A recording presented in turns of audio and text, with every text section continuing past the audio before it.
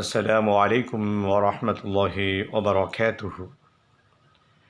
உங்கள் அனைவரின் மீதும் ஏக இறைவனின் சாந்தியும் சமாதானமும் உண்டாகட்டுமாக. சிந்தனைக்கு சில மணித்துளிகள். ஹலால், இந்த ஒற்றை வார்த்தை தான் இன்றைக்கு விவாத பொருளாக மாறியிருக்கிறது. இஸ்லாமியர்கள் பின்பற்றக்கூடிய அந்த உணவு முறையைத்தான் ஹலால் என்று சொல்லப்படுகிறது. அது ஆரோக்கியமானது என்று எல்லா மக்களும் அறிந்து வைத்து அதை பின்பற்றி வருகிறார்கள் என்பது ஒரு கூடுதல் சிறப்பு.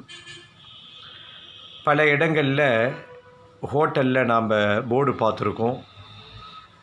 அந்த ஹோட்டலை நடத்துபவர்கள் சகோதர சமயத்தை சார்ந்தவர்கள், முனியாண்டி விலாஸ் அப்படின்னு பேரை போட்டு பக்கத்தில் ஹலால் என்று போட்டிருப்பார்கள்.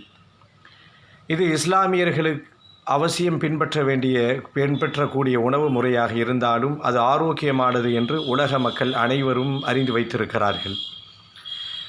சமீப காலமாக இந்த ஹலாலை பற்றி ஒரு விஷம பிரச்சாரம் திட்டமிட்டே பரப்பப்படுகிறது. ஹலால்னா முஸ்லிம்கள் எச்சி துப்பி கொடுக்கக்கூடிய உணவு என்றும், அது இஸ்லாமிய கலாச்சாரத்தை மற்ற மதத்தினர் மீது திணிக்கின்ற செயல் என்றும் தவறான பிரச்சாரம் செய்யப்படுகிறது. சுருக்கமாக சொல்லப்போனால் ஹலால் என்றால் ஆரோக்கியம். ஹலால்னா என்ன?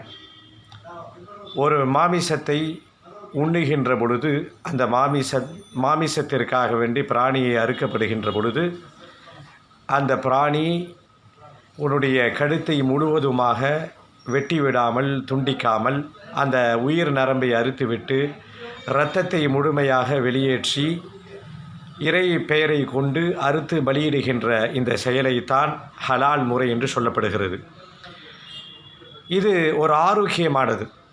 இந்த முழுவதுமாக இரத்தத்தை வெளியேற்றாமல் அப்படியே தலை துண்டிக்கப்பட்டு விட்டால் இறைச்சியில் இரத்தம் பரவி அது கேடுகளை விளைவிக்கிறது என்றெல்லாம் கண்டுபிடித்திருக்கிறார்கள். மொத்தத்தில் இஸ்லாமியர்கள் பின்பற்றக்கூடிய இந்த ஹலால் முறை என்பது ஆரோக்கியம். ஹலால் என்றால் ஆரோக்கியம். இதை எல்லா மக்களிடத்திலும் சொல்லுவோம், உண்மையை தெளிவுபடுத்துவோம். அல்லாஹ் அருள் புரிவானாக.